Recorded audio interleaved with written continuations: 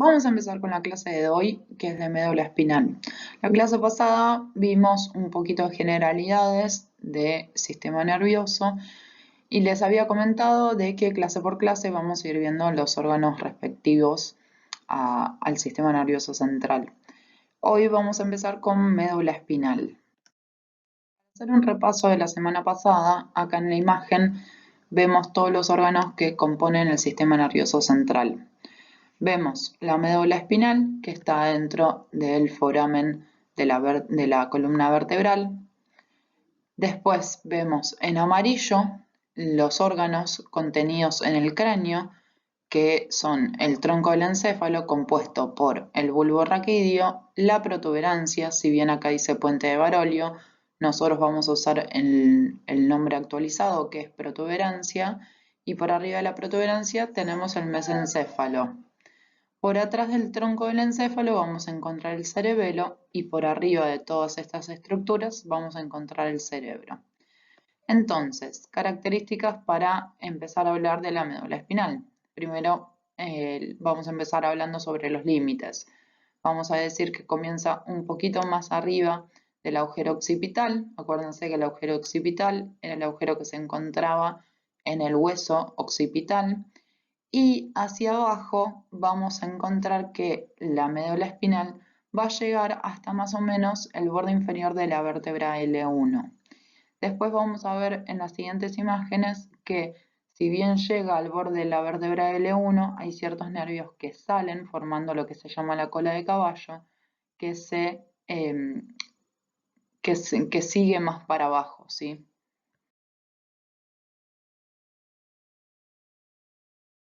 Entonces, si nosotros miramos la médula espinal en una configuración externa, o sea, lo más externo que podemos ver a simple vista, vamos a ver que la médula espinal presenta dos engrosamientos, o sea, hay dos partes de la médula espinal que se hacen más gruesas.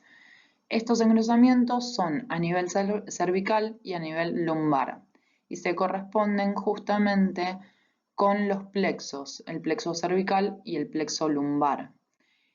Y a lo último, como les dije, la médula espinal va a llegar a nivel de L1. Bueno, más abajo se va a afinar, o sea, van a salir nervios formando el cono medular o también llamado cola de caballo.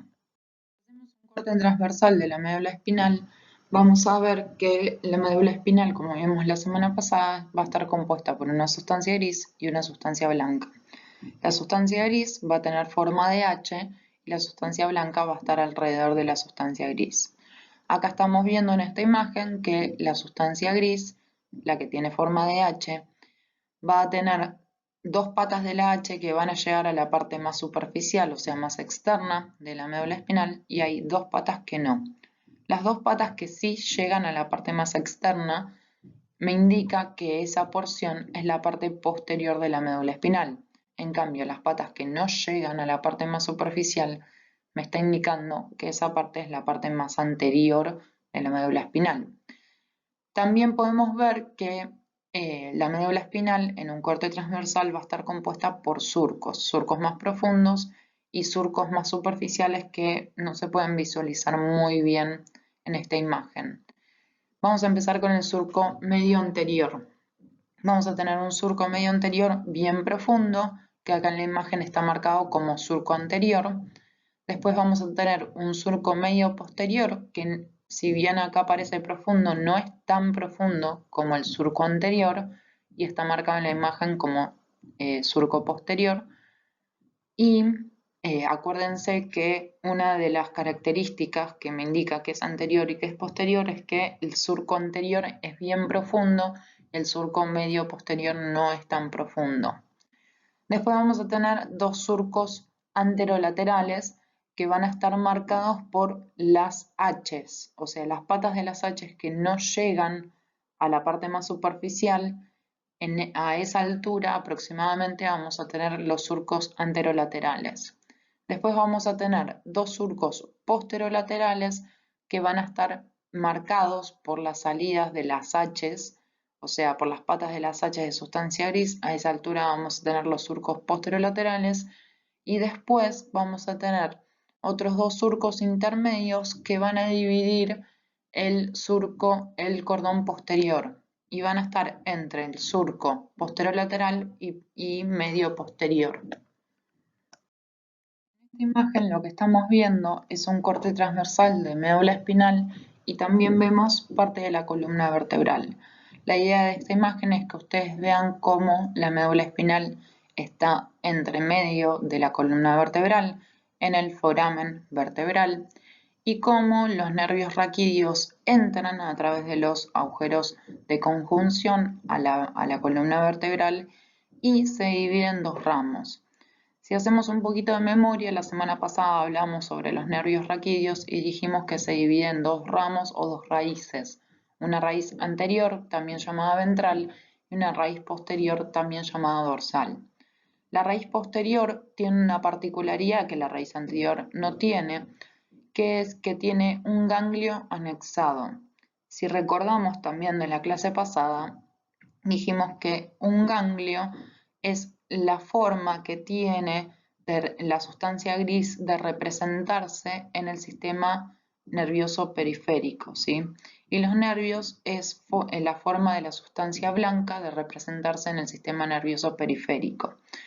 Entonces, en esta imagen estamos viendo cómo entran los nervios raquídeos a la columna vertebral y se divide en dos raíces, una raíz posterior o ventral y una raíz anterior, perdón, una raíz posterior o dorsal y una raíz anterior o ventral. Recuerden que la raíz anterior también se la llama raíz motora, ¿sí? Y la raíz posterior también se la llama raíz sensitiva. Esto quiere decir, o sea, se llama así porque cada una va a llevar ese tipo de información. Acá lo que podemos ver es una médula espinal con las diferentes meninges, que si hacemos un poquito de repaso de la semana pasada, teníamos 3 meninges de más externo a más interno. Tenemos la dura madre, la aracnoides y la pía madre. Acuérdense que las meninges son membranas que recubren todo el sistema nervioso central, cubriendo a los órganos, y que entre medio de ellas hay espacios.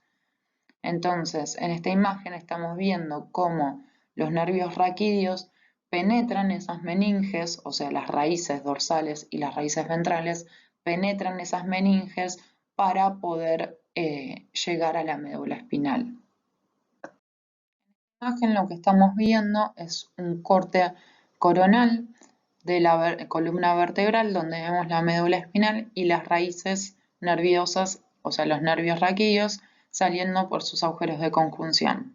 Lo que estamos viendo acá es que la primera raíz nerviosa sale entre medio de los pedículos de la primera vértebra cervical y el cráneo.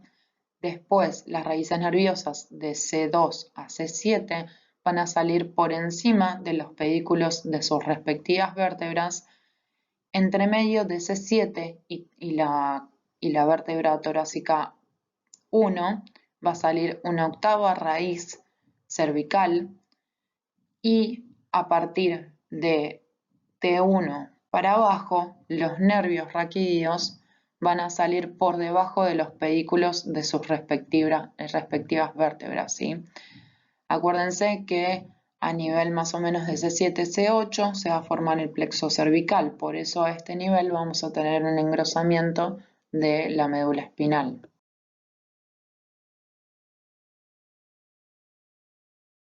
Estamos viendo acá es la parte posterior de la columna vertebral donde se seccionaron ciertas partes de las vértebras para poder visualizar lo que llamamos la cola de caballo. Entonces, anteriormente dijimos que la médula espinal llega hasta el borde inferior de L1 y a partir de ahí hay una prolongación de nervios raquídeos para poder formar el plexo lumbosacro y poder inervar los miembros inferiores. Entonces, lo que estamos viendo acá son los nervios, o sea, la cola de caballo, descendiendo y saliendo por los agujeros de conjunción, llegando también a nivel del hueso sacro, y vemos alrededor una membrana rosa, que la membrana rosa es la meninge dura madre, ¿sí?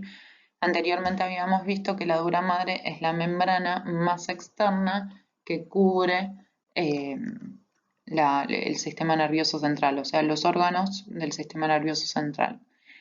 Y esta prolongación de la dura madre se llama filum terminale. Bueno, vamos a hablar un poquito de configuración interna de la médula espinal. Vamos a hablar primero de la sustancia gris. Para recordar qué es la sustancia gris, nosotros dijimos que es un conjunto de somas neuronales con sus dendritas. Acá la vemos distribuido en la médula espinal en forma de H, con sus patas posteriores que llegan a la parte más superficial de la médula espinal y sus patas anteriores que no llegan a la parte más superficial. Las patas de ahora en más las vamos a llamar astas o columnas, ¿sí? Entonces tenemos las astas posteriores y las astas anteriores. Estas astas posteriores y anteriores van a estar comunicadas entre sí por la parte transversal de la H, que vendría a ser la comisura gris, o sea que une ambas astas de cada lado. Ahora, las astas anteriores van a estar conformadas por somas motores, ¿sí?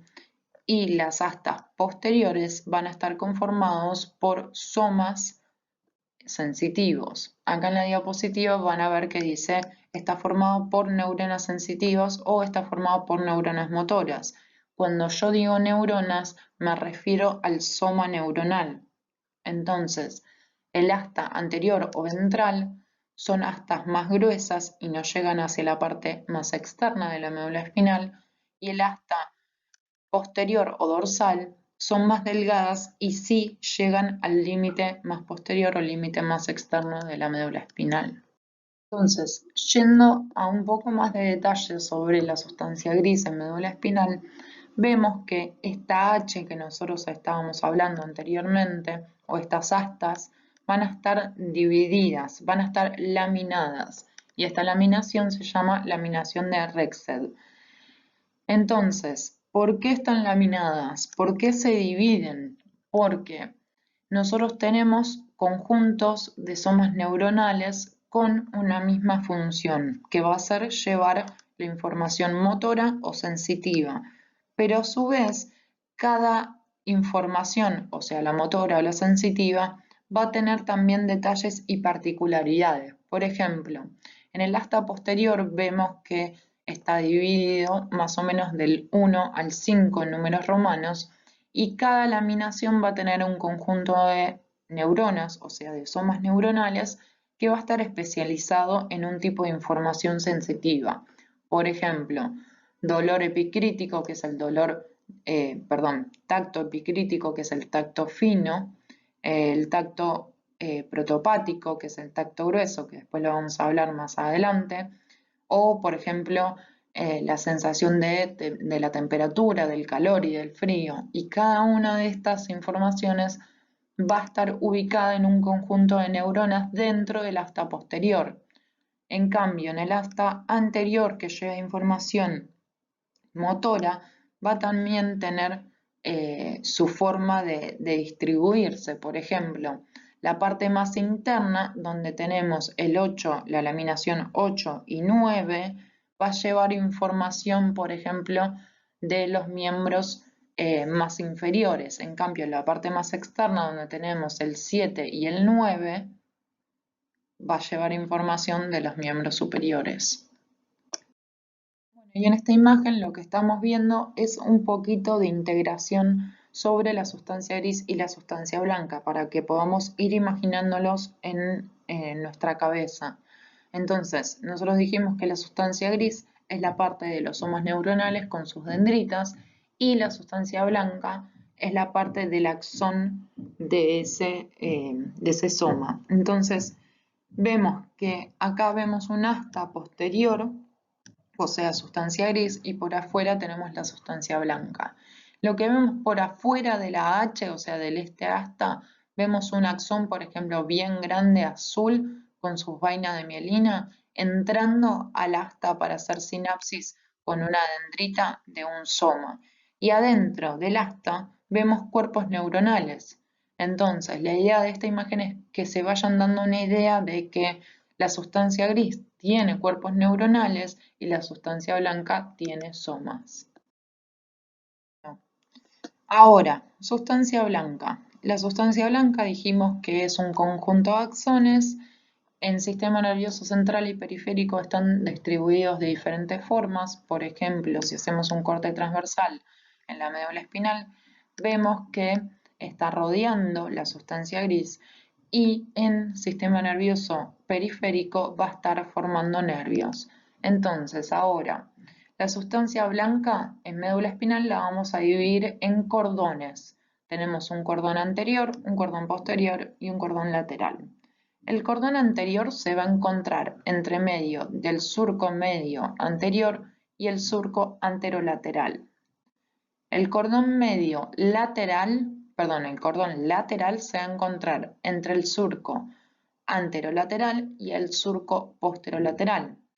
Y el cordón posterior se va a encontrar entre el surco posterolateral y el surco medio posterior. Y en esta imagen lo que estamos viendo es un poquito de conexión de lo que es la médula espinal con ganglios y nervios que pertenecen al sistema simpático que vimos en el parcial pasado. Entonces vemos un corte transversal de la columna vertebral. En el foramen vertebral vemos la médula espinal con sus nervios raquídeos entrando por los agujeros de conjunción y dividiéndose en dos raíces, una posterior y una anterior. Ahora, esos nervios raquídeos vemos como a su vez están en contacto con otros componentes viscerales que provienen de un ganglio que se llama ganglio simpático. Y si mal no recordamos, estuvimos hablando el parcial pasado que todo el sistema simpático se encuentra a nivel paravertebral, o sea, a los costados de la columna vertebral. Entonces, nos vamos a meter en la parte más difícil de la clase, que es la sistematización de la sustancia blanca. Ya estuvimos un poquito hablando la clase pasada sobre los haces ascendentes y descendentes de la médula espinal, pero en esta clase vamos a hacer detalle en cada vía. Entonces, los haces que suben y que bajan, o sea, las vías nerviosas, van a estar divididas en las vías ascendentes o sensitivas o descendentes o motores, o tenemos las vías propias que las vamos a ver en una clase especial. Entonces, los haces ascendentes o sensitivos son ascendentes y sensitivos porque llevan información de la periferia sobre cualquier injuria o daño que pueda llegar a haber en el cuerpo.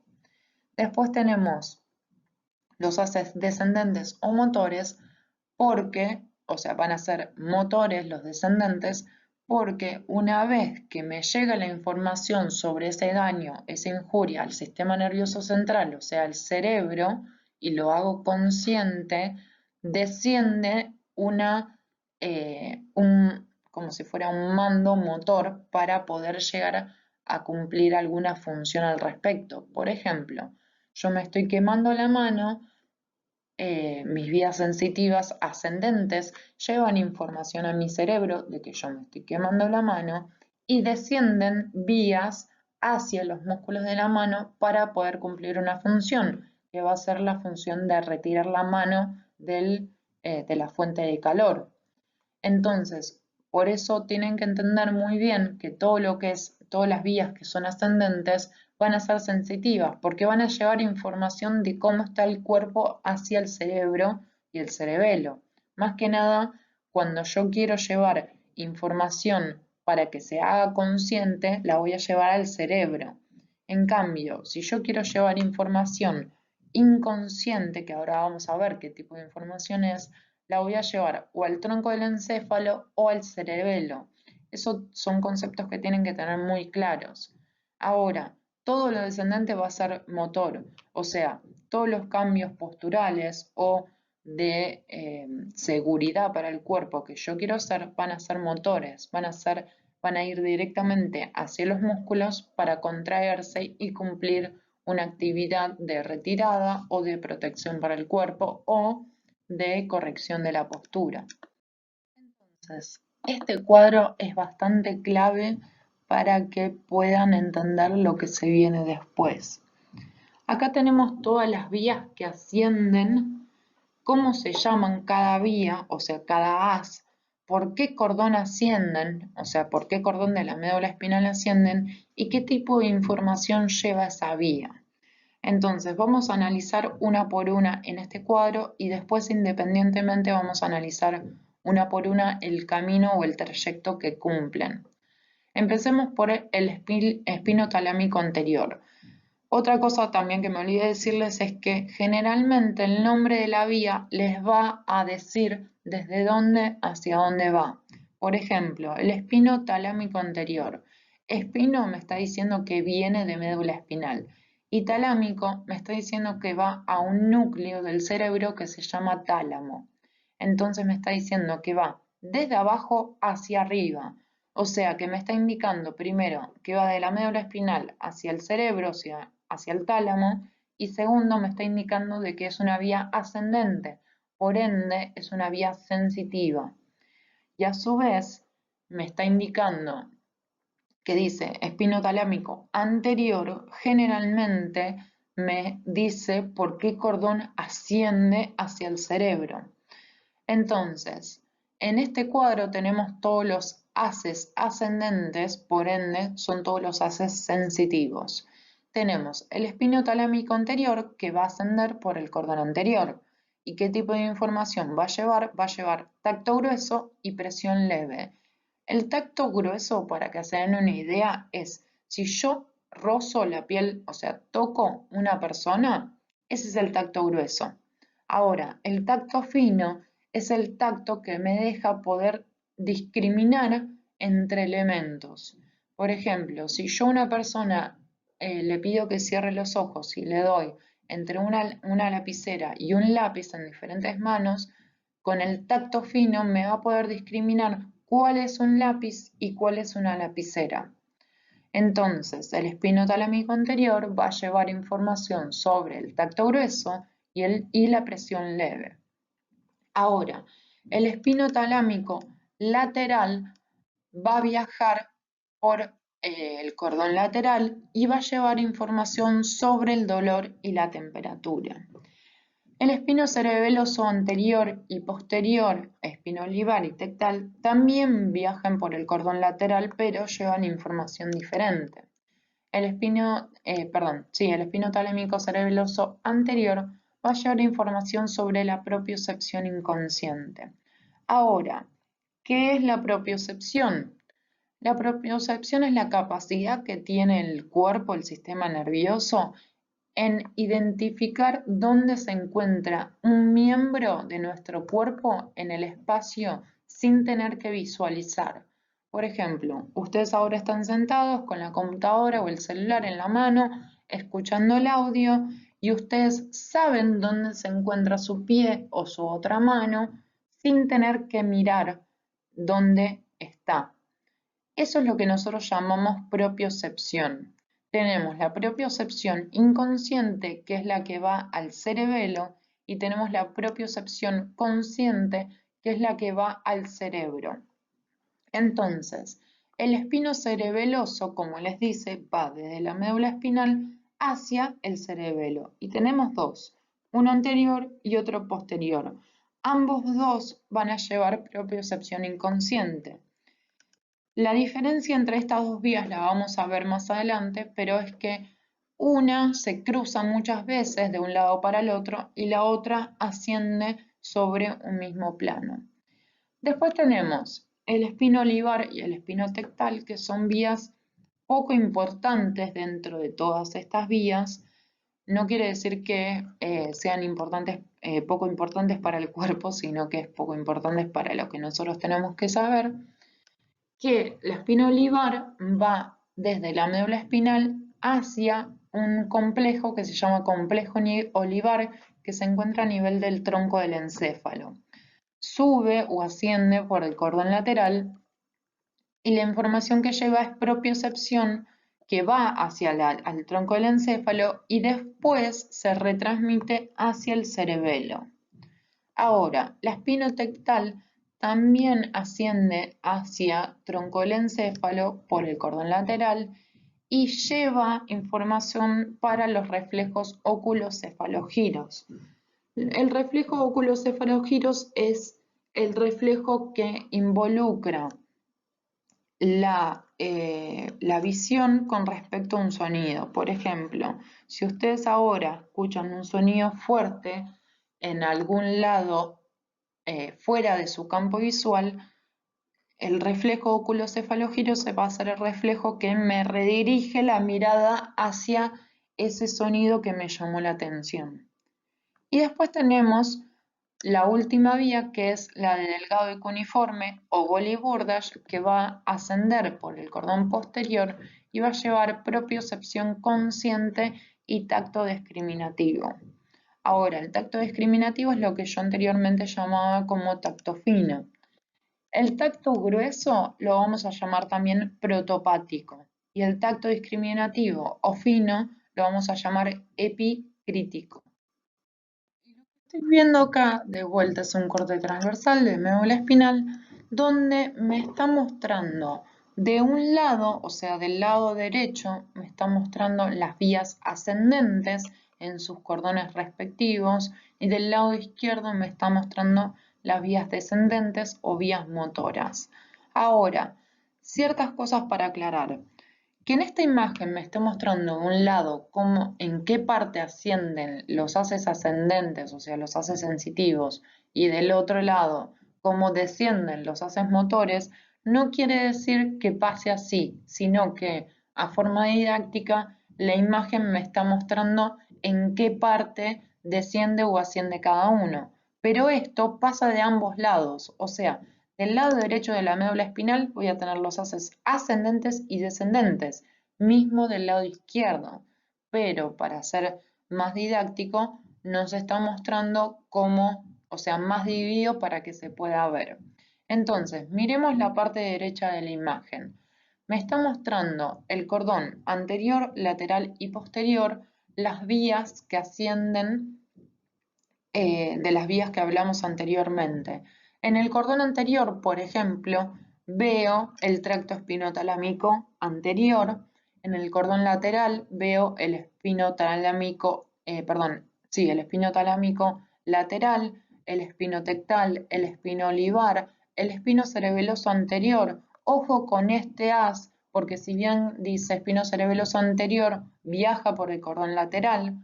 También tengo el espinocerebeloso posterior, que si bien dice posterior, viaja también por el lateral. Y después en el cordón posterior voy a tener el fascículo gracil y cuneiforme o el haz gracil y cuneiforme. Después, cuando veamos las vías motoras, vamos a ver cómo cómo descienden en cada cordón. Y acá tienen una imagen más linda, que es igual que la diapositiva anterior, pero con diferentes colores, donde acá me está mostrando la laminación de Rexed y me está mostrando por dónde viaja cada haz. La parte derecha está representada por los haces ascendentes y la parte izquierda está representada por los haces descendentes. Ahora, acá lo que no me muestra muy bien es la división entre el cordón anterior y lateral, pero acuérdense que en el cordón anterior vamos a tener el haz espinotalámico anterior y en el cordón lateral vamos a tener el resto.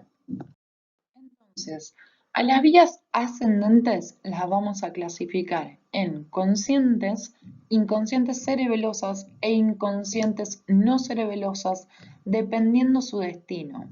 O sea, si van al cerebro, van a ser vías conscientes. Si van al cerebelo, van a ser inconscientes cerebelosas.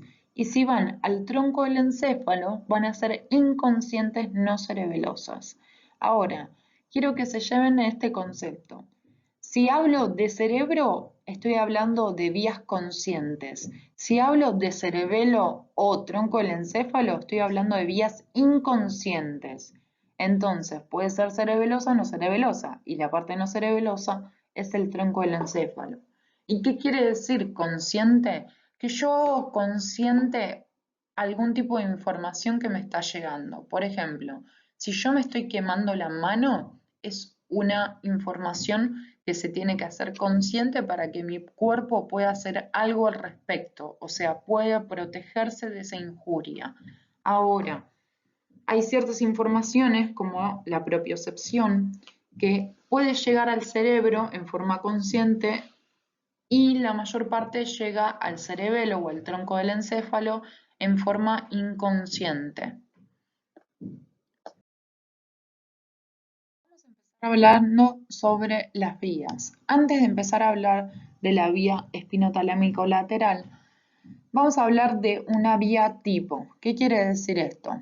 Que la mayor parte de las vías tienen una estructura de base y después cada vía va cambiando y se va detallando para ser una vía característica de esa información que lleva. Entonces, todas las vías van a comenzar por un receptor. Si anteriormente no les dije, un receptor es una célula especializada que recibe información, ¿sí? Por ejemplo, tenemos receptores para la temperatura, o sea, para el frío, para el calor, tenemos receptores para la presión, tenemos receptores para la propiocepción, o sea, tenemos células especializadas en todos los diferentes tipos de información que tenemos. Ahora, ese receptor es una célula que con un axón recibe esa información y lo lleva a un cuerpo neuronal. ¿Se acuerdan que la semana pasada habíamos hablado de los diferentes tipos de neuronas que teníamos? Y teníamos células o neuronas, perdón, que son monopolares, que básicamente del cuerpo neuronal sale una sola prolongación y se divide en dos. Bueno, estos tipos de células, las primeras neuronas que reciben la información del receptor y lo llevan a otra célula, son neuronas monopolares. Entonces, del receptor va a mandar información a una neurona monopolar y esa neurona monopolar lo va a recibir en su soma y del soma lo va a enviar a través de un axón hacia otra neurona. Acuérdense que las vías, sean sensitivas o motoras, es como si fuese una cadena de neuronas, ¿sí? Como si fuese un tren y cada vagón fuese una neurona. Entonces se va a retransmitir hacia el destino final. Aproximadamente cada, cada vía, cada haz está compuesto entre 4 y 5 neuronas. Pero bueno, volvamos a la primera neurona que les dije que es una neurona monopolar. Esta neurona monopolar, su soma, se va a encontrar en un lugar específico que ya estuvimos hablando. Este lugar específico es el GARD, que es el ganglio nexo a la raíz dorsal. Del ganglio nexo a la raíz dorsal va a salir un axón que va a entrar a la médula espinal para hacer sinapsis con la segunda neurona. Ahora, esa sinapsis puede darse en la médula espinal o puede darse más arriba, o sea, en el tronco del encéfalo. ¿Y cómo entra este axón a la médula espinal? Va a entrar por la raíz dorsal, que es la raíz sensitiva. Una vez que llega a la médula espinal, puede hacer sinapsis o no. Si no hace sinapsis, asciende y hace sinapsis en el tronco del encéfalo y así sucesivamente. Si hace sinapsis, puede ascender por el mismo lugar donde entró o puede decusarse, o sea, puede cruzar la línea media hacia el lado contrario y ascender por el lado contrario. Igualmente no se preocupen que esos detalles los vamos a ir viendo mientras describamos cada vía, perdón. Vamos a empezar con la vía espinotalámico lateral. Entonces, para empezar a describir esta vía, primero tenemos que hablar sobre la información que lleva. La información va a ser la de temperatura y la de dolor. Entonces, a través de ciertos receptores, esta información se va a recibir para enviarlas a las siguientes neuronas. Tengamos en cuenta que si bien varias veces mencioné que las vías sensitivas van desde la periferia hacia el sistema nervioso central, estas vías también están involucradas en las vísceras. Entonces, lo que estamos viendo en esta imagen es un corte de piel donde vemos las capas más superficiales y más profundas y vemos los diferentes tipos de receptores. Los receptores dijimos que eran células especializadas para los diferentes tipos de información, ¿no? Entonces acá vemos varios receptores, vemos los discos de Merkel, los corpúsculos de Ruffini, de Meissner, de Pacini y también vemos las terminaciones nerviosas. Bueno, las terminaciones nerviosas son los receptores de esta vía y también vemos cómo se mete en la profundidad de la piel para dirigir su información a la primera neurona que va a ser el GARD. Entonces, una vez que la neurona, que el receptor recibe esa información, la transporta al GARD, que es el ganglio anexo a la raíz dorsal, o sea, del receptor viaja a través del nervio, a través del nervio raquídeo, llega a la raíz dorsal, o sea, la raíz posterior, hace sinapsis en el GARD, o sea, en el ganglio anexo a la raíz dorsal, y de ahí entra a la médula espinal. Cuando ustedes vean en las diapositivas que dicen primera neurona, va a ser el primer cuerpo neuronal que hace sinapsis con otra neurona, ¿sí? Es el lugar básicamente de sinapsis. Entonces, entra por la raíz dorsal hacia la médula espinal, por el surco posterolateral hacia el asta posterior gris, donde hace sinapsis o encuentra su segunda neurona, es lo mismo decir cualquiera de las dos formas, en los núcleos del asta gris posterior. Lo que estamos viendo en esta imagen son los diferentes cortes de los órganos del sistema nervioso central. Desde abajo hacia arriba vamos a tener médula espinal. Si seguimos subiendo, tenemos el bulbo raquídeo, tenemos la protuberancia, mesencéfalo y arriba de todo tenemos el cerebro. Entonces, lo que está mostrando acá es cómo los receptores, o sea, las raíces que se encuentran al final abajo de todo hacia la izquierda, reciben la información del dolor y la temperatura, hacen sinapsis en la primera neurona que es el GARD, entra por el asta posterior a hacer sinapsis nuevamente y una vez que entre la médula espinal se decusa. ¿Qué quiere decir esto? Que cruza la línea media hacia el cordón lateral y asciende contralateralmente, o sea, asciende del lado contrario de donde entró a la médula espinal. Entonces, una vez que se decusa en médula espinal, asciende por el cordón lateral y va ascendiendo hasta llegar al tálamo, que va a encontrar su tercera neurona, ¿sí? Entonces, acá va a ser sinapsis, acuérdense que el tálamo se encuentra en el cerebro, acá va a ser sinapsis y se va a dirigir a una parte de la corteza cerebral que se va a encargar de recibir la información sensitiva. Entonces, como dijimos anteriormente, a nivel del cerebro tenemos un núcleo que se llama tálamo, que en realidad el tálamo es un conjunto de núcleos. Acuérdense que cuando hablamos de núcleo es una forma, es una organización de la sustancia gris en el sistema nervioso central. Entonces, una vez que llega al tálamo, hace sinapsis y se redirige a otros lados de la corteza cerebral.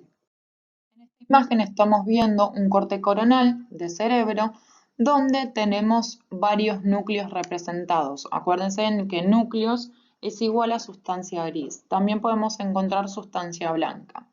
Entonces, la idea en realidad de esta imagen es que ustedes puedan visualizar que el número 11 es el tálamo, es el conjunto de núcleos que hablábamos anteriormente. Entonces, en este núcleo, en el tálamo, va a hacer sinapsis con su tercera neurona para después dirigirse hacia la corteza del cerebro. Mirando un poquito cuáles son las funciones así a grandes rasgos del cerebro, lo vamos a dividir en los lóbulos dependiendo más o menos de su función. Entonces, vamos a tener un lóbulo frontal que está pintado en rosa, que ustedes ya tienen que relacionar el lóbulo frontal con todo lo que es motor. Después, en rojo, vamos a tener una circunvolución, que después vamos a hablar qué es eso específicamente en la clase de cerebro, que va a ser va a estar dedicado también a la parte motora. Hay una gran diferencia entre la circunvolución motora y la frontal, ya que uno es el que ejecuta el movimiento y otro es el que elige el plan motor. ¿Qué quiere decir esto? Elegir el plan motor son las enseñanzas que nosotros venimos aprendiendo en toda la vida. Por ejemplo, cuando nosotros éramos chiquitos no sabíamos que si nosotros tocábamos un enchufe nos íbamos a electrocutar o bueno, nos iba a dar una patada. Entonces, el plan motor que nosotros aprendemos es a prueba y error. Nosotros tocamos el enchufe, nos electrocutamos, no lo volvemos a tocar o lo tocamos de una forma diferente para que no nos dé corriente. Entonces, la circunvolución motora que ustedes ven ahí en rojo es la que se dedica a seleccionar un plan motor. En cambio, la que ustedes ven en rosa es la que realmente termina de ejecutar ese plan motor, ¿sí? Ahora, tenemos otras circunvoluciones o lóbulos, por ejemplo, que tienen diferentes funciones. Una última cosa que aclarar de la circunvolución roja es que pertenece al lóbulo frontal, ¿sí? Si bien está separado, pertenece al lóbulo frontal. Mismo también pasa con la circunvolución que está en naranja, que esta también pertenece al lóbulo parietal, aunque estén divididos en diferentes colores. Lo que pasa es que la circunvolución sensitiva es la que recibe la información de las vías, ¿sí? Pero en conjunto todo el lóbulo parietal va a hacer consciente esa información que se reciba. Después tenemos el lóbulo occipital que va a contener la información visual y tenemos el lóbulo temporal en amarillo que va a contener la información auditiva y vestibular que lo vamos a ver más adelante. Entonces, una vez que la vía hace sinapsis en el tálamo, se va a dirigir a la corteza cerebral, específicamente al lóbulo somatoestésico, que es la que recibe toda la información sensitiva, que es la que estaba pintada en naranja en la diapositiva anterior, para terminar la vía ahí y hacer consciente la vía, o sea, la información, y ahí poder ejecutar un plan motor. Lo que estamos viendo en esta imagen básicamente es un resumen de toda la vía que estuvimos viendo. Entonces, acá tenemos una mano con un dedo que está expuesta al calor. ¿Qué hace esa mano? A través de un axón entra y hace sinapsis en el GARD, que es el ganglio anexo a la raíz dorsal, que ahí lo vemos como un puntito rojo. Ese puntito rojo, a través de otro axón, entra a la médula espinal, hace sinapsis con su segunda neurona que se encuentra en el asta posterior de la sustancia gris, se decusa, o sea que cruza por la línea media hacia el otro lado y asciende por el cordón lateral hacia el cerebro. Una vez llegado al cerebro, hace sinapsis con su tercera neurona en el tálamo y del tálamo va hacia la corteza somatoestésica y ahí encuentra su última neurona que va a ser la cuarta neurona. Entonces, este también es un resumen básicamente de toda la vía, de cómo ustedes tienen que describir una vía. Entonces empezamos por siempre el receptor. El receptor van a ser las terminaciones libres, de la piel. La información se va a dirigir a la primera neurona. 1N significa primera neurona, que va a ser el GARD, que es el ganglio anexo a la raíz dorsal. De ahí, por la neurona monopolar, va a dirigirse a la segunda neurona, que son los núcleos del asta gris posterior. Va a entrar por la raíz dorsal, acuérdense eso que es súper importante. Una vez que está dentro de la médula espinal, se decusa, o sea que cruza la línea media y asciende por el cordón contralateral. Una vez en el bulbo raquídeo, forma lo que se llama el lemnisco espinal. Si recordamos un poquito del lemnisco, vendría a ser como un conjunto de vías y entonces el lemnisco va a estar formado por la vía espinotalámica lateral la vía espinotalámica anterior. A eso también se le suma una vía que se llama espinotectal. En el tronco del encéfalo viaja por la parte anterior, TE es tronco del encéfalo. Después, la tercera neurona la va a encontrar en el tálamo, en el núcleo ventral posterolateral. Viaja por la cápsula interna, por el brazo posterior. La cápsula interna es una estructura que se encuentra rodeando el tálamo, que tiene dos brazos, uno anterior, otro posterior, y están unidos a través de un codo. Entonces, piensen que la cápsula interna es una estructura que redirige a los haces que llegan al tálamo hacia las diferentes partes de la corteza. Entonces, esta vía elige viajar hacia la corteza somatoestésica y por ende tiene que viajar por el brazo posterior. Y la última neurona, o la cuarta neurona, es en el área somatoestésica, en la circunvolución postcentral de la corteza cerebral, en el lóbulo parietal. Lo que es áreas y circunvoluciones, no se asusten mucho porque cuando terminemos o cuando veamos la clase de cerebro lo van a terminar entendiendo.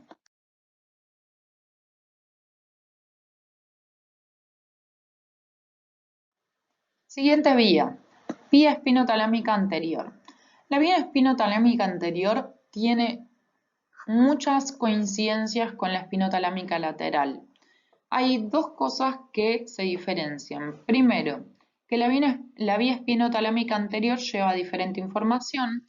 Esta información va a ser la de tacto grueso, que también se llama protopático, y la de presión leve. Y la otra diferencia que va a tener con la espinotalámica lateral es que en vez de viajar por el cordón lateral, en la médula espinal viaja por el cordón anterior. Entonces, ahora que ya conocemos la espinotalámica lateral, ya es mucho más fácil poder explicar la espinotalámica anterior. Entonces, los receptores son las terminaciones libres, acuérdense que son células especializadas. Llevan la información a la primera neurona, que siempre va a ser el GARD, o sea, el ganglio anexo a la raíz dorsal.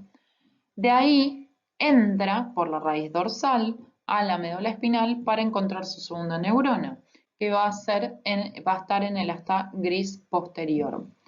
Una vez que hace sinapsis en su segunda neurona, se decusa, o sea, cruza la línea media y asciende contralateralmente por el cordón blanco anterior, ¿sí?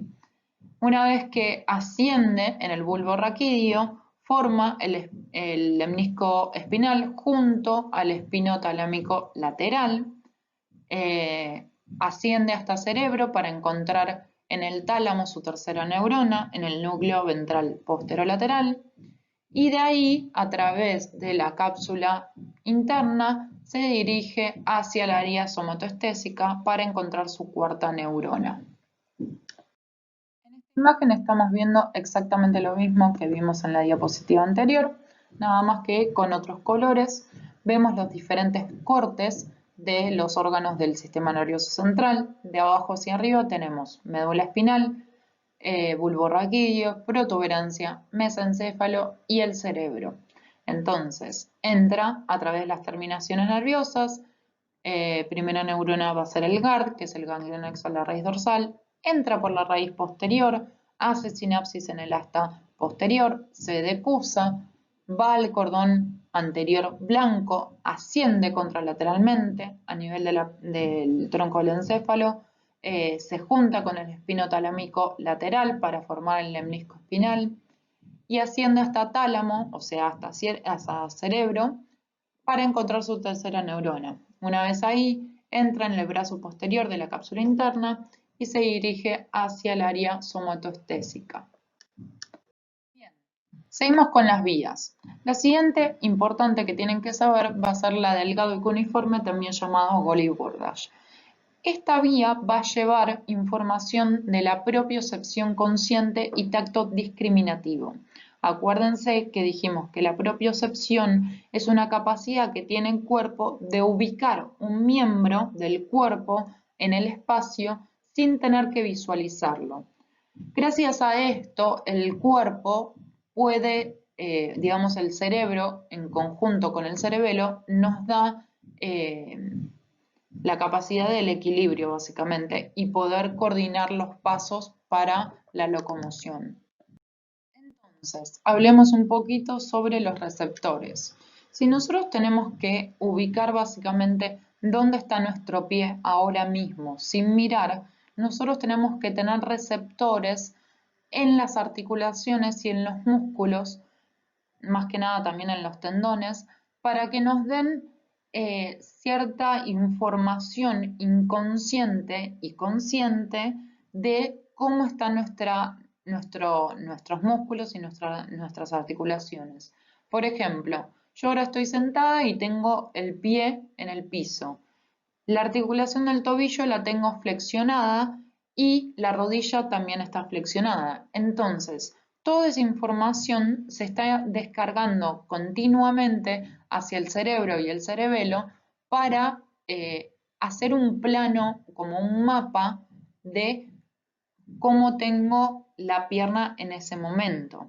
¿Se entiende más o menos? Por ejemplo, yo ahora tengo mi gemelo contraído y el músculo tibial anterior lo tengo relajado. Entonces, yo ahora eso lo pienso y lo hago consciente, pero esa información se está descargando continuamente hacia el cerebro para poder dar información sobre el equilibrio del cuerpo, ¿no?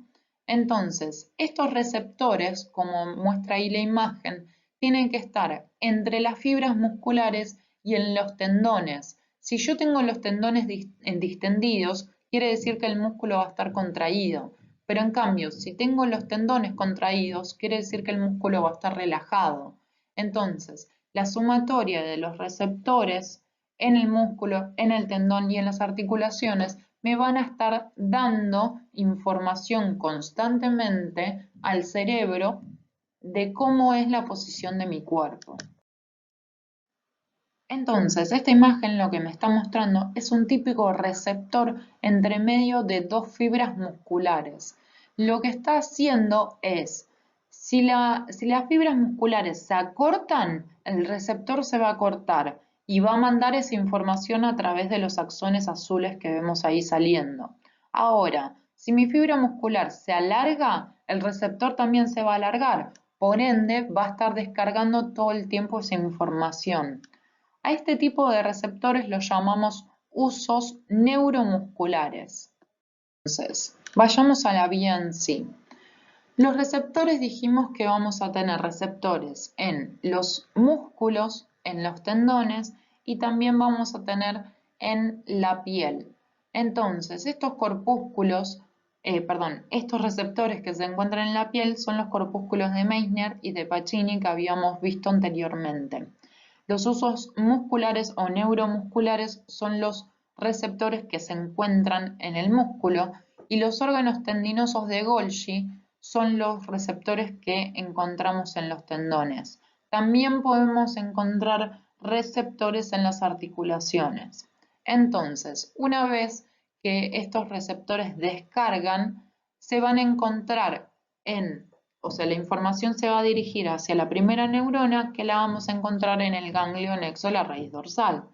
Ya vamos viendo la tercera vía que su primera neurona se encuentra en el ganglio nexo, la raíz dorsal. Eso quiere decir que todas las vías sensitivas van a descargar primero su información en el ganglio nexo, la raíz dorsal.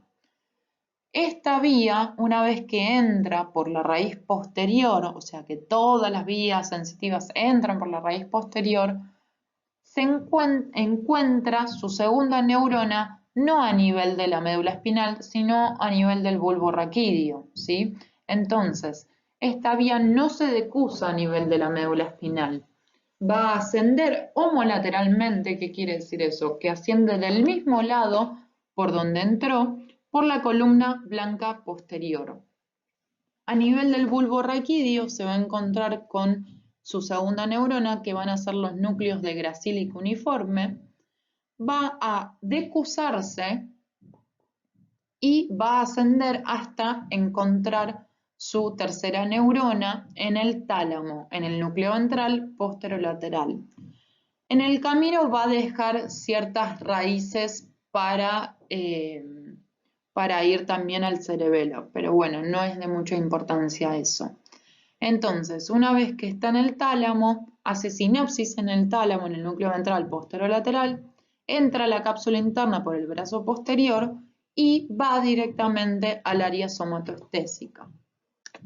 Ahora, esta vía tiene una particularidad. Se divide, o sea, esta misma vía tiene dos fascículos, el cuniforme o gracil o Golgi-Burdach, es lo mismo, son sinónimos, porque desde la mitad del cuerpo hacia abajo, o sea, todos los miembros inferiores y mitad del tórax y abdomen, lo va a traer a través de un fascículo, que va a ser el fascículo gracil. Y desde la mitad del cuerpo, o sea, mitad torácica, hacia arriba y los miembros superiores, lo va a traer el fascículo cuniforme. Entonces, mientras la información del gracil va ascendiendo y ocupando parte de la médula espinal, se va a ir sumando el fascículo delgado hasta ir ascendiendo. Y el resto de la vía es exactamente lo mismo que estábamos hablando anteriormente. Bien, y de vuelta, para hacer un repaso, empezamos diciendo que los receptores están en los órganos tendinosos de Golgi, en los usos neuromusculares, en los corpúsculos de Meissner y de Pacini.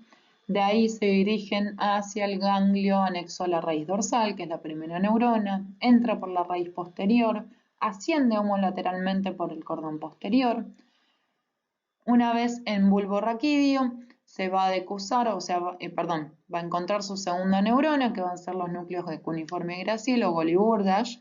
Ahí se decusa, o sea, que cruza la línea media, asciende y en tálamo, en el núcleo ventral posterolateral, encuentra su tercera neurona. De ahí, a través de la cápsula interna, brazo posterior, se dirige hacia la corteza somatosensorial a encontrar su cuarta y última neurona. Vamos a seguir entonces con las vías sensitivas inconscientes cerebelosas. ¿Qué quiere decir eso? Que van desde la médula espinal hacia el cerebelo. Vamos a tener dos vías, la vía espinocerebelosa anterior y la vía espinocerebelosa posterior. Ambas vías son iguales con una sola diferencia, la cantidad de decusaciones que tiene, o sea, la cantidad de veces que cruzan la línea media. Entonces, tenemos la vía espinocerebelosa posterior. La vía espinocerebelosa posterior va a llevar propiocepción inconsciente, o sea, va a llevar información propioceptiva al cerebelo.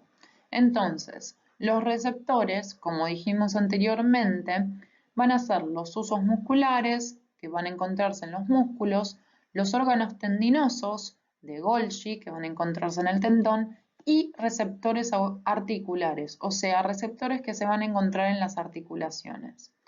Entonces, una vez que esa información viaja, llega a su primera neurona, que se va a encontrar ¿en dónde? Después de la primera neurona, va a entrar a la médula espinal por la raíz dorsal a encontrarse con su segunda neurona, que va a estar en el asta gris posterior.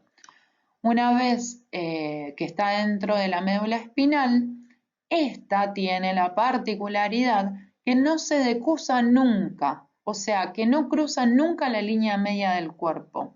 Entonces, ¿qué hace? Asciende homolateralmente, o sea, del mismo lado, por la columna blanca lateral. Y una vez que llega a nivel del tronco del encéfalo, o sea, a nivel del cerebelo, porque acuérdense que el cerebelo se encuentra en la parte posterior del tronco del encéfalo, va a entrar al cerebelo y va a encontrar su tercer neurona en la corteza cerebelosa.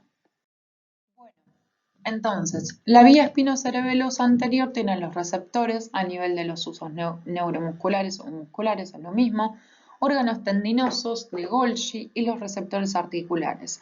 Eso quiere decir que va a llevar información propioceptiva inconsciente. De ahí la información se dirige a la primera neurona, de la primera neurona a la segunda neurona que se encuentra en la médula espinal. Y cómo entra la médula espinal por la raíz dorsal o posterior. La segunda neurona se encuentra en el asta gris posterior y una vez que hace sinapsis en su segunda neurona se decusa, o sea que cruza la línea media y asciende contralateralmente por la columna blanca anterior y a veces lateral.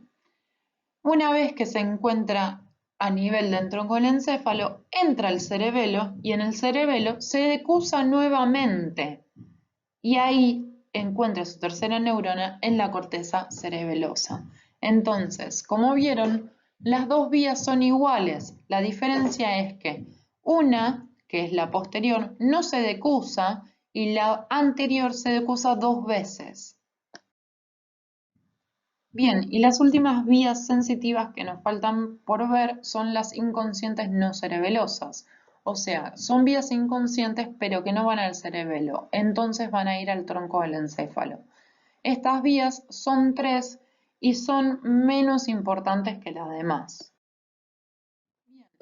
Entonces, la vía espinolibar me está diciendo que va desde la médula espinal hacia el núcleo olivar inferior. Si hay un núcleo olivar inferior, quiere decir que hay un núcleo olivar superior, pero en este caso la vía termina ahí y a veces se retransmite hacia el cerebelo. La información que va a llevar a esta vía va a ser la de propiocepción. Entonces, primera neurona tenemos el GARD.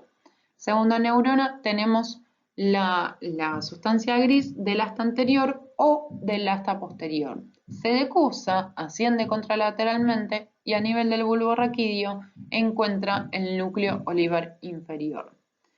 Ahora, la espinoreticular va desde la médula espinal hacia la formación reticular. La formación reticular se encuentra a nivel de las 3 porciones del tronco del encéfalo, o sea, tenemos una formación reticular a nivel del mesencéfalo, otra a nivel de la protuberancia y otra a nivel del bulbo raquídeo. Entonces, ¿dónde termina? En las 3, básicamente. Entonces, primera neurona es el GARD, entra por la raíz posterior o raíz dorsal a la médula espinal, puede hacer sinapsis en el asta anterior o asta posterior, se decusa, asciende contralateralmente y ahí busca su tercera neurona. Y la última va a ser la espinotectal, que empieza a nivel de la médula espinal y termina a nivel de los tubérculos cuadrigéminos que se encuentran en el mesencéfalo. Entonces, primera neurona es el GARD, segunda neurona es el asta anterior o posterior de la médula espinal, decusa, asciende contralateralmente y sube hacia mesencéfalo, hacia los tubérculos cuadrigéminos superiores y lleva información para el reflejo óculo-cefalo-giro. Básicamente, acuérdense que este reflejo es dirigir la mirada hacia el sector que llama la atención.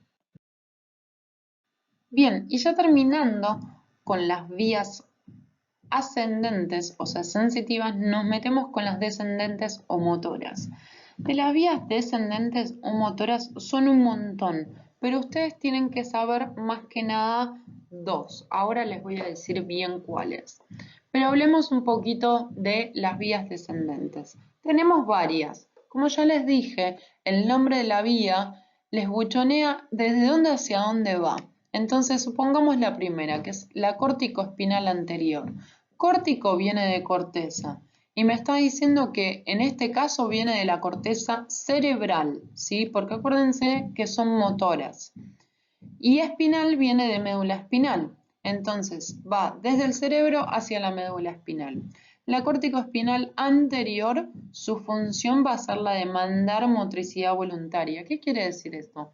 Que va a mandar los planes motores previamente seleccionados, o sea, mover la mano, flexionar algún músculo, extender algún músculo para cumplir una función. Después tenemos la vía tectoespinal, que es la inversa de la espinotectal que vimos anteriormente. Viene de los tubérculos cuadrigéminos mesencefálicos, y van hacia la médula espinal. Intervienen en el reflejo que hablamos antes, que es el oculocefalogiro. Después tenemos la retícula espinal medial, que viene de la formación reticular, y esta sale específicamente de la protuberancia. Y su función es la de facilitar, o sea, enviar información para facilitar la actividad de las motoneuronas. Las motoneuronas son neuronas motoras que se encuentran a nivel de la médula espinal. Después tenemos la vía vestíbulo-espinal, que viene del núcleo vestibular y va hacia la médula espinal. El núcleo vestibular está involucrado en el equilibrio. Entonces, su función, o sea, la información que va a mandar es para regular el tono de los músculos extensores o antigravitatorios. Entonces, regula lo que es el equilibrio. Después tenemos las vías córtico-espinal lateral cruzado y córtico-espinal lateral directo. Ambas dos vías, las dos laterales cruzadas y directas con la córtico-espinal anterior, se originan del mismo lugar, ¿sí? Es la misma vía hasta que en un momento ciertas fibras de esas vías se decusan y ciertas siguen directamente. Después la vamos a hablar. Entonces, como son la misma vía, las córtico-espinales laterales cruzadas y directas van a participar en la motricidad voluntaria. Después tenemos la rubroespinal, que proviene del tronco del encéfalo de un núcleo que se llama núcleo rojo y está relacionado, o sea, interviene en la regulación del tono de los músculos flexores.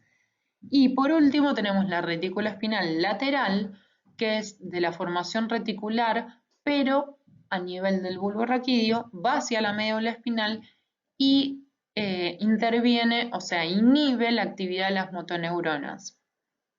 Bien, y como hicimos también con las vías sensitivas, las vías motoras las podemos clasificar según su origen. Si salen de la corteza cerebral, van a ser vías voluntarias. Y si salen del tronco del encéfalo, van a ser vías semivoluntarias. Entonces, tenemos la vía córtico-espinal, que es la más importante que tienen que saber. Entonces, la primera neurona la vamos a encontrar en la corteza motora primaria y corteza motora secundaria, que se encuentran en el lóbulo frontal, y áreas del lóbulo parietal. El lóbulo parietal va a recibir toda la información sensitiva. De ahí va a mandar la información hacia la corteza motora primaria y secundaria, donde se va a elegir un plan motor y de ahí se va a ejecutar ese plan motor. Una vez que se ejecuta ese plan motor, va a bajar por la cápsula interna, brazo posterior, y va a llegar a bulbo raquídeo, donde va a formar una estructura que se llama las pirámides del bulbo raquídeo. La semana que viene, cuando veamos bulbo raquídeo, tronco del encéfalo, en realidad vamos a verlas bien. Entonces, sigue descendiendo por el bulbo raquídeo hasta que llega en el límite del bulbo raquídeo y la médula espinal, que ustedes la ven en la diapositiva como PR/ME1, y ocurre lo que se llama la decusación motora. Nosotros sabemos que la decusación es el cruce de la línea media, o sea, de las fibras a la línea media, ¿no?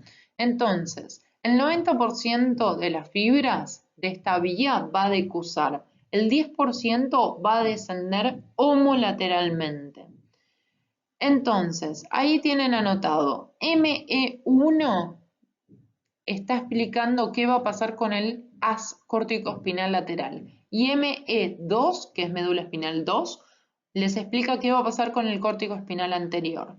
Si bien en el cuadro tenemos más descrito el córtico espinal lateral como directo o cruzado, lo vamos a tomar como uno solo, ¿sí? Entonces, el córtico espinal lateral, que son el 90% de las fibras que se decusan, van a bajar por la columna blanca lateral y van a terminar en la columna gris anterior de toda la médula espinal. Ahora, el córtico espinal anterior, que no se decusa, no va a terminar en toda la médula espinal. Va a bajar, o sea, va a descender homolateralmente y va a terminar en las astas gris anteriores, pero de la región cervical y torácica superior. De ahí, de todas las astas grises, sean anteriores, o sea, por el córtico espinal lateral o el anterior, van a salir nervios, o sea, axones que van a formar nervios y van a dirigirse hacia los músculos para darle la información de que se tiene que contraer o que se tiene que relajar. Tenemos la vía córtico-nuclear, que probablemente no la encuentren en el libro, pero también es súper importante porque es una vía complementaria a la vía córtico-espinal. Entonces, veamos primero la vía y después hablemos un poco de la función. La vía córtico-nuclear, como le dice el nombre, empieza a nivel de la corteza y termina a nivel de los núcleos del tronco del encéfalo. La primera neurona entonces la vamos a encontrar en la corteza motora primaria y secundaria, que lo encontramos en el lóbulo frontal. Baja por la cápsula interna, brazo posterior, desciende homolateralmente y un sinónimo de homolateralmente es ipsilateralmente, o sea, por el mismo lado, y cada vez que encuentra un núcleo de un par craneal, decusa. ¿Y qué son los pares craneales? ¿Se acuerdan que nosotros cuando vimos los nervios dijimos que teníamos los nervios raquídeos y los nervios craneales? Los nervios raquídeos son los que salían de la médula espinal y los craneales son los que salen, o a veces no, del cráneo. Y la mayor parte de los nervios craneales participan en llevar información de los sentidos, como por ejemplo la audición, la visión, el equilibrio, el gusto, el olfato. Entonces, la vía córtico-nuclear y la vía córtico-espinal pertenecen a un sistema que se llama sistema piramidal, porque en conjunto ambos dos coordinan todo, o sea, todos los movimientos del cuerpo locomotor por el córtico espinal que desciende hacia la médula espinal y hacia el nivel de los miembros superiores, y el córtico nuclear que coordina todos los órganos de los sentidos y ciertas partes que son partes del cuello, por ejemplo, o del habla, de los músculos del habla, de la masticación. Entonces, en conjunto, el córtico nuclear y el córtico espinal forman un sistema que se llama sistema piramidal.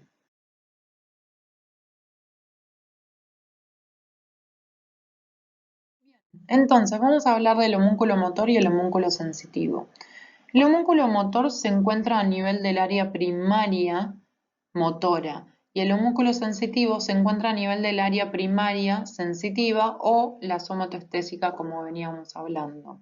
¿Y qué quiere decir homúnculo? El homúnculo es una representación gráfica del cuerpo en el cerebro. O sea, ustedes en la imagen pueden ver que hay ciertas partes del cuerpo que son más grandes y hay ciertas partes que son más chiquitas. ¿Qué quiere decir esto? Esto está hecho a propósito. Eso quiere decir que hay mayor cantidad de receptores en esos lugares o de inervación, o sea, de cantidad de nervios que inervan esa zona para cumplir ciertas funciones. Mientras más grande sea la representación, mayor detalle en el movimiento o en la sensibilidad se puede dar. Por ejemplo, en el homúnculo sensitivo me aparece que tengo los labios muy grandes o por ejemplo el dedo índice bastante más grandes con respecto al resto de la mano o el antebrazo o el codo. ¿Qué quiere decir eso? Que yo tengo más receptores sensitivos a nivel del índice, del dedo índice, que a nivel del codo. Por ende, voy a poder discriminar más alguna información sensitiva que en el codo. En el homúnculo motor es lo mismo. Miren, por ejemplo, los dedos de la mano con respecto al codo o, por ejemplo, los dedos del pie. Los dedos de la mano son mucho más grandes. ¿Por qué? Porque quiere decir que tengo más inervación en esos dedos, o sea, que puedo darle más detalle todavía a mis movimientos y puedo hacerlos más finos y discriminados, ¿sí? Entonces, el sistema piramidal está formado por el haz córtico-espinal y el córtico nuclear.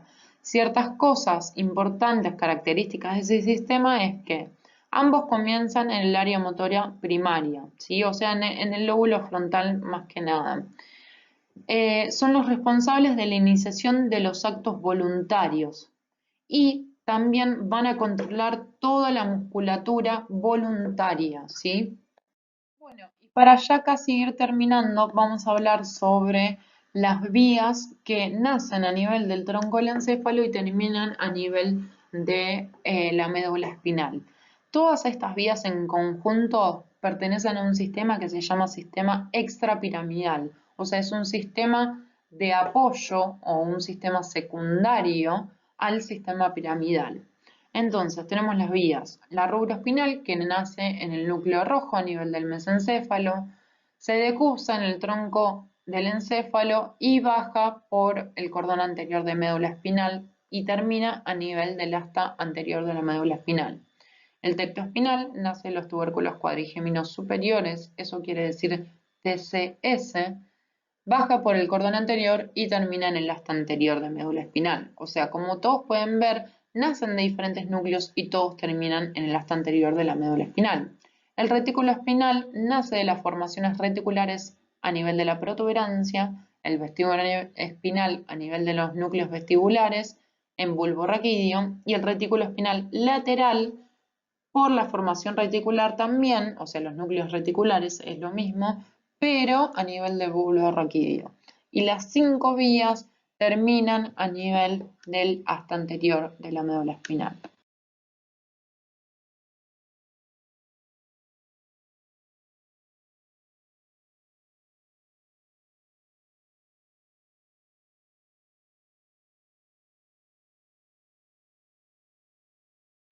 Para ir terminando, vamos a hablar un poquito del sistema extrapiramidal. Decimos que está compuesto por estas 5 vías que hablamos anteriormente. Y empieza, o sea, su origen va a ser a nivel del tronco del encéfalo, es complementario al sistema piramidal y ayuda al aparato motor tónico. ¿Qué quiere decir tónico? La tonicidad en los músculos generalmente se da por la contracción constante que se le da a un músculo, ¿sí? O sea, un músculo, todo esto quiere decir que un músculo está tónicamente contraído constantemente, o sea, tiene una contracción de base. Después, nosotros lo podemos contraer o mantener relajado, ¿sí? Entonces, ¿para qué sirve esto? Para darle equilibrio al cuerpo, para darle una postura a las articulaciones al cuerpo, básicamente. También este sistema está relacionado con los reflejos, la locomoción, como dije anteriormente, porque fíjense que hay ciertas personas que tienen ciertas deficiencias en vías que pueden caminar, pero en realidad no pueden caminar porque no pueden mantener el equilibrio durante la marcha, ¿sí?